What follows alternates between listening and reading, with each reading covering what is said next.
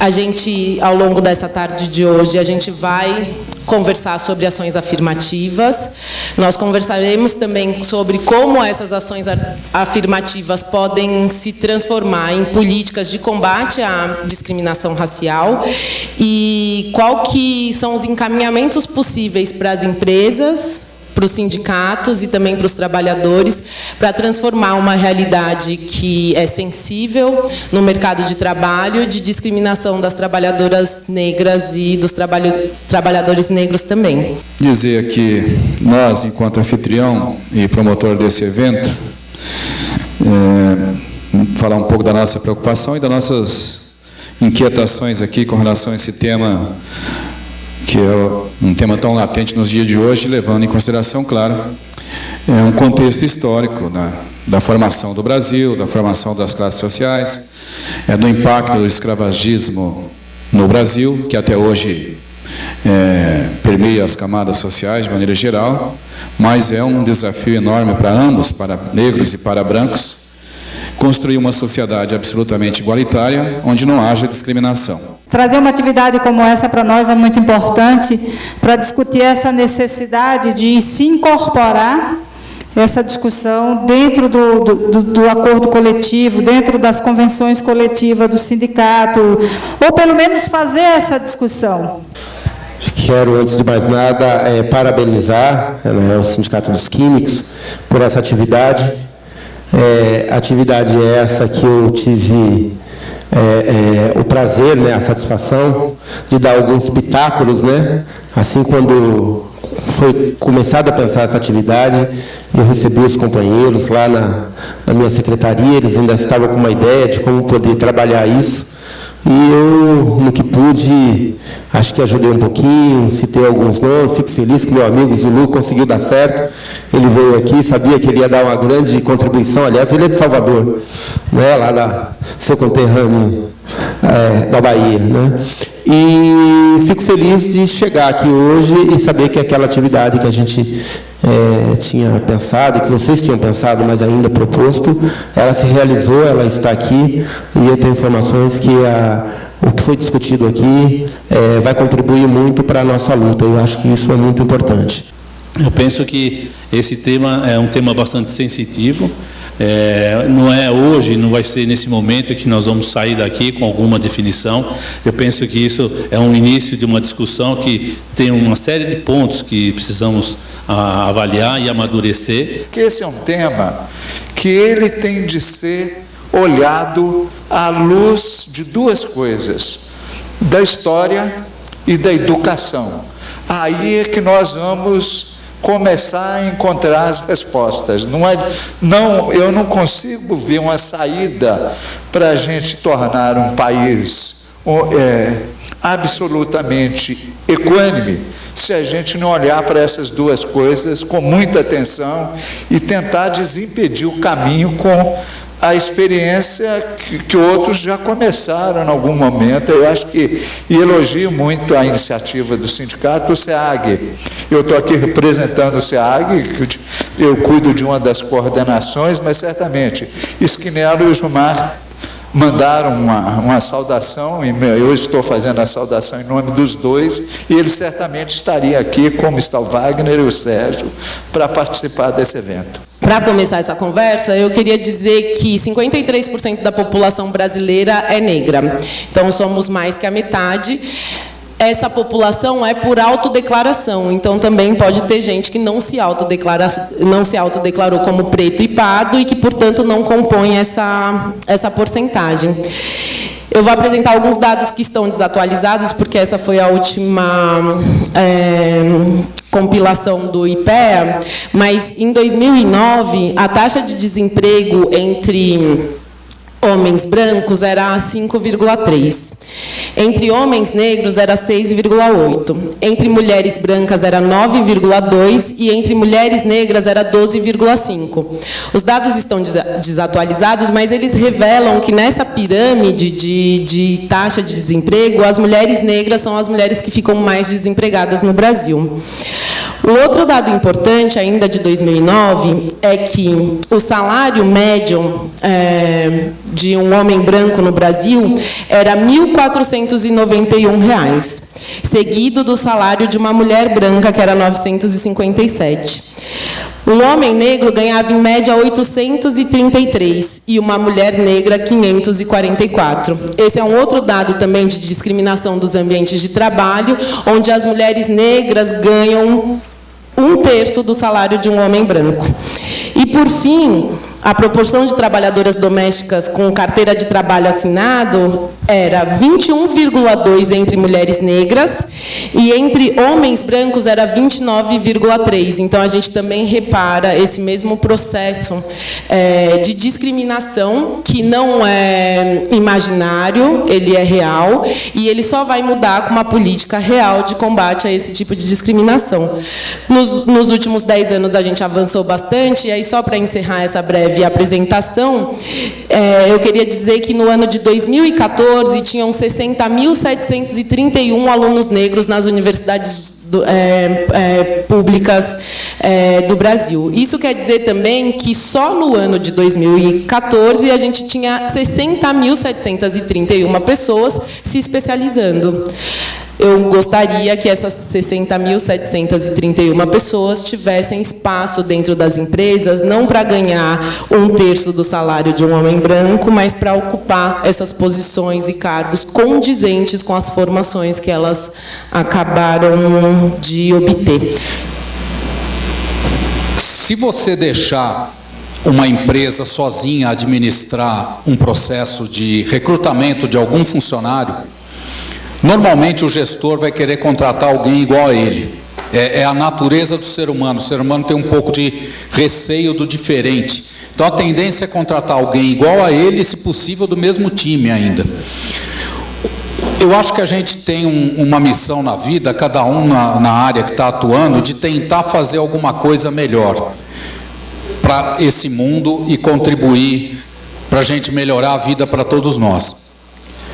Eu, como RH, tentei levar esse assunto para a direção da empresa de uma forma que fosse mais lucrativa. Tá? É essa palavra mesmo, fosse mais lucrativa tanto para a empresa e quanto desse oportunidade para os funcionários. Vou contar um pouco da história, porque na realidade a Bayer nós fazemos o que a gente chama de diversidade, né, como na Cristália, obviamente que é um tema que existe em muitas empresas, é um tema global para nós, não é só o Brasil, mas globalmente, no caso da Bayer, a gente fala de diversidade, falamos mais de gênero, homens e mulheres, depois falamos de integração cultural, né, vários países, falamos também cada vez mais em LGBTQ, e aí existem duas áreas específicas, que são os deficientes, que o Brasil tem um sistema também de cotas, né? Embora eu sempre falo que a gente deve contratar deficientes não para cobrir cota, porque esses colegas também querem fazer carreira, né? E nós temos vários exemplos também na Bayer.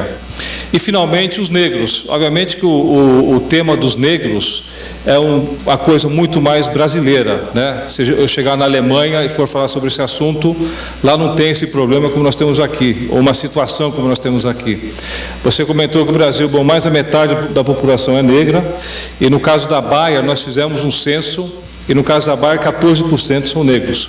Agora, obviamente que a maior parte está no chão da fábrica, né? A gente vê pessoas no escritório também, mas é muito menos, né? Em cargos maiores vemos menos negros, não é que não tenhamos, nós temos cada vez mais, porque estamos fazendo um trabalho em relação a isso, mas a gente sabe que falta bastante para avançar em relação a isso. Agora, eu queria só fazer um parênteses. Então, para mim, esse assunto é um assunto que não é apenas de RH.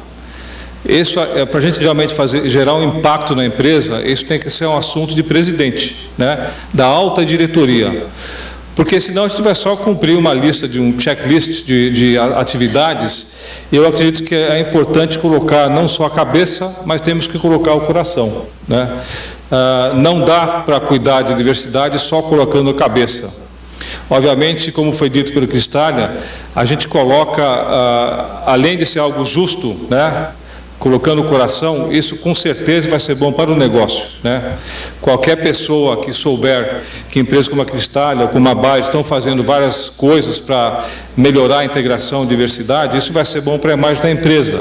Então, quando a pessoa tem uma opção de comprar um produto, ela de repente acaba levando isso em consideração.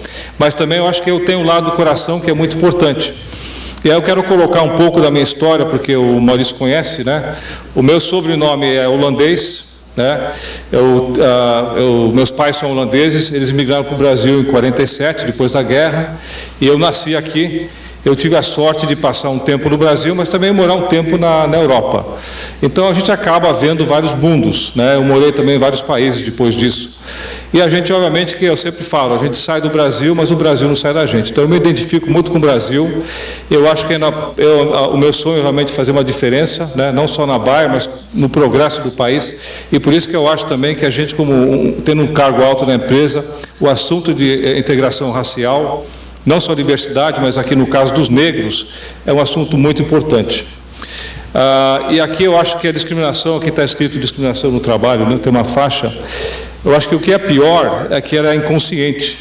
Né? A gente não vê numa empresa alguém falar, não, eu não vou contratar negro aqui nessa empresa, ou índio, ou seja o que for. Isso não acontece, né? Também não seria aceitável se acontecesse. Mas é como se fosse uma forma velada, né? Não tem quase negros em cargos maiores, altos na empresa, mas também ninguém pergunta por quê. Então fica uma coisa que a gente vai levando. E, pegando um gancho do que o Vanderlu falou, eu lembrei de uma experiência que eu tive. Eu trabalhei 20 anos na Ródia e mais 10 anos na Organon, indústria farmacêutica, que hoje é da Merck Sharp Dohme. E a Organon era uma empresa holandesa. E eu tinha um presidente, né, trocou o presidente, lá trocava a cada 4 anos, e a Holanda mandou um novo presidente, o nome dele era Van Dongen, e ele chegou aqui, logo nos primeiros dias, né, ele me chamou na sala dele, né, me surpreendeu com uma pergunta. Ele perguntou assim para mim, olha, eu sei que eu estive rodando pela fábrica, pelos escritórios, e eu vi que na fábrica nós temos bastante pessoas negras e no escritório temos alguma coisa, agora eu não vi um gerente. Eu queria que você me contratasse um gerente de produto para a área de marketing negro. E aí, bom, o desafio foi, eu tenho que achar, porque senão, né, eu vou ter que ir atrás de achar uma pessoa para essa posição de gerente de produto. E lá fui eu buscar os colegas, né, da área de recursos humanos, da indústria farmacêutica, procurar quem é que conhecia para poder chamar para conversar, e a gente encontrou, pessoal, a gente encontrou uma pessoa de um bom nível, que falava inglês. Tá bem, então eu acho que das questões que foram trazidas à tona nessa mesa, eu vou pontuar algumas, depois a gente abre para as falas, né? A primeira que eu acho que apareceu bastante é que a discussão da discriminação racial é um tema que implica brancos e negros, então, portanto, não é um assunto que é só da população preta e parda, mas de todos os envolvidos nas relações sociais que também são raciais. Outra coisa que apareceu muitas vezes é como os gestores, os diretores e também os sindicatos dos trabalhadores podem atuar na transformação efetiva dessa relação. E algumas vezes apareceram coisas parecidas com engajamento, né, em como engajar esses setores todos nessa transformação. Depois eu gostaria de fazer uma provocação, que é pensar que hoje a gente tem uma camada grande de pessoas negras bem formadas, mas que não conseguem chegar nesses espaços de poder. Então, para a gente pensar se isso é uma questão mesmo de educação, ou se isso também não tem outros fatores implicados. E vou até me usar como exemplo pessoal disso, porque eu sou uma pessoa formada na Universidade de São Paulo, com mestrado na Universidade de São Paulo, falo muito bem inglês, sei um pouco de alemão, já fui convidada para trabalhar num museu fora do Brasil, e aqui no Brasil o único espaço que eu tenho de trabalho é o Museu Afro Brasil. Todos os outros lugares que eu fiz entrevista, eu nunca passei. E não é por falta de qualificação, definitivamente. Então, é um choque muito grande também perceber que as pessoas diziam que eu não podia ser contratada porque eu não tinha qualificação. Então, eu fui lá, fiz faculdade, fui lá, fiz mestrado, vou fazer doutorado também, falo inglês muito bem, estudo alemão, e mesmo assim, o único espaço de trabalho que eu atuo e que eu procuro trabalho e não encontro trabalhos em outros lugares é o Museu Afro-Brasil. Então, fica essa provocação para a gente pensar aqui se a educação resolveria essa questão ou se a gente não precisa ter uma postura mais ativa, mais engajadora desse processo.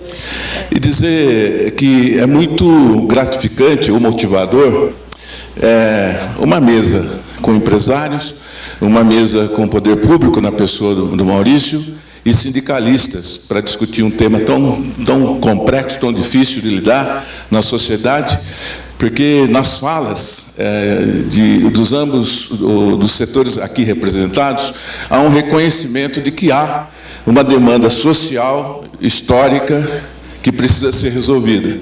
Esse lado, pelo menos, nós superamos. Agora, precisamos, no entanto, encontrar caminhos das experiências que já foram colocadas aqui, mas que pela manhã eu também falei um pouquinho e disse que eu estou um pouco angustiado e também um pouco, digamos, procurando saber quando isso vai acontecer de uma forma um tanto mais rápida, porque avanço não há o que discutir em termos de avanço, mas do ponto de vista político, do ponto de vista econômico que vivemos nesse momento, apresenta um retrocesso importante. E se nós, negros e negras na sociedade, estamos na base da pirâmide social, isso quer dizer que quando apresenta um retrocesso econômico, os primeiros a serem empurrados de volta para a base somos exatamente nós. Eu já vi capa da Exame, ou Você SA, com mulheres na capa, eu já vi com deficientes, com LBGT na capa, mas eu não me lembro de ter visto uma revista Exame, ou Você SA, com os negros na capa. Ou seja, isso aí é uma coisa que está impregnado na nossa forma de ser, e eu acho que o que você colocou, eu nem sabia dessas cifras, 600 mil, eu acho que aí está a grande oportunidade que nós temos para dar uma alavancada em relação a esse tema. Né?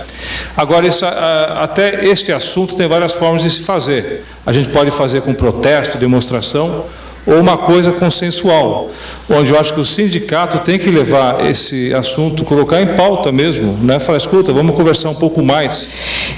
Agora, para essa fase de encaminhamento, ou seja, de como pensar na sensibilização dos gestores, não apenas o RH, como criar o engajamento dos diretores, como criar esses censos para dados concretos nas empresas, os ciclos de formação sobre o tema para todos os envolvidos, propagandas de diversidade dessa empresa para capitalizar isso não só no campo simbólico, mas também para trazer currículos de pessoas que são negras para se candidatarem às vagas.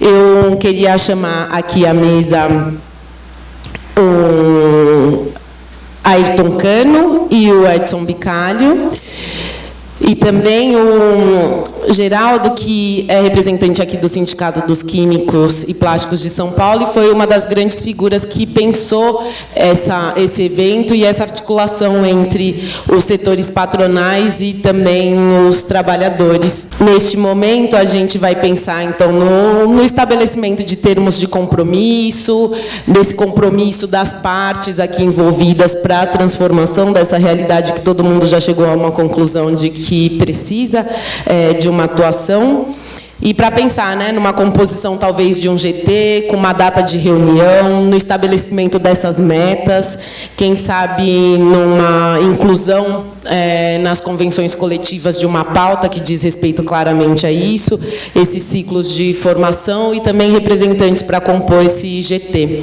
Acho que a gente tem encaminhamentos possíveis, a gente precisa agora desses compromissos.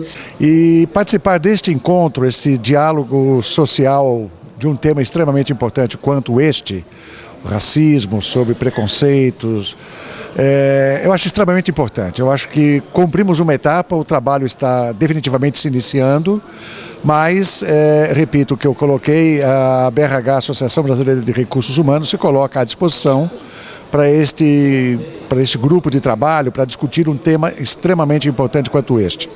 Agradeço a oportunidade, fica aí o meu reconhecimento à iniciativa dada pelo Sindicato dos Químicos aqui de São Paulo e vamos em frente. Eu acho que o trabalho é um trabalho importante, eu repito, e conte com a gente. Acho que é um tema importante no futuro do país e que envolve todos os segmentos da sociedade. Eu acho que foi uma grande iniciativa de se fazer isso.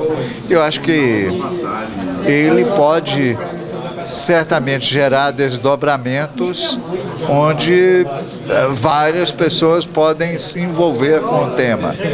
Eu acho que não é um assunto que é problemático há muito tempo e ele precisa então de um bom encaminhamento para que as coisas avancem. Discutir a questão racial e principalmente a inclusão de negros nas empresas, numa reunião como essa, num fórum como esse, é muito importante, principalmente no momento que o Brasil está passando, né? Nós estamos passando por um momento de muita revisão nas nossas relações, em todas as relações, e falar de integração, falar de igualdade racial, falar de inclusão, é falar do Brasil de hoje e do Brasil que nós estamos sonhando, que é um Brasil mais justo e igualitário. Então foi muito importante, eu acho que a gente pôde dar aqui depoimento das experiências que a Secretaria da Igualdade Racial tem feito na cidade de São Paulo, que é a cidade que mais inclui na América Latina, mas também ouvir a experiência um pouco do setor sindical, do setor patronal e ver o que nós podemos construir juntos. Foi muito importante. Para mim foi um prazer estar aqui hoje para dialogar sobre a integração racial, especificamente aqui seria o caso dos negros, né? Para mim foi muito enriquecedor ouvir os comentários, palestras de diversos amigos e colegas do setor. Enfim, eu acho que juntos agora procurar uma forma de avançar com um tema tão importante que é a inclusão dos negros na sociedade e com certeza eu acho que foi um passo muito importante para todos nós.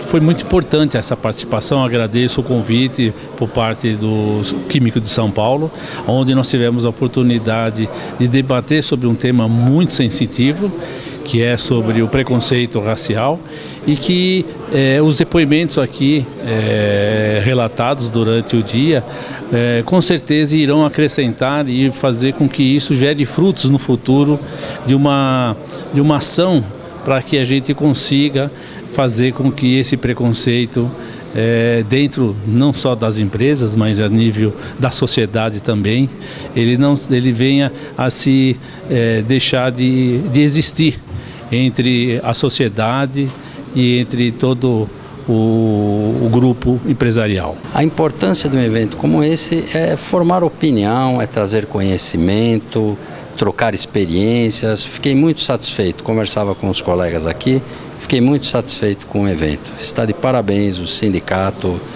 de São Paulo pela iniciativa.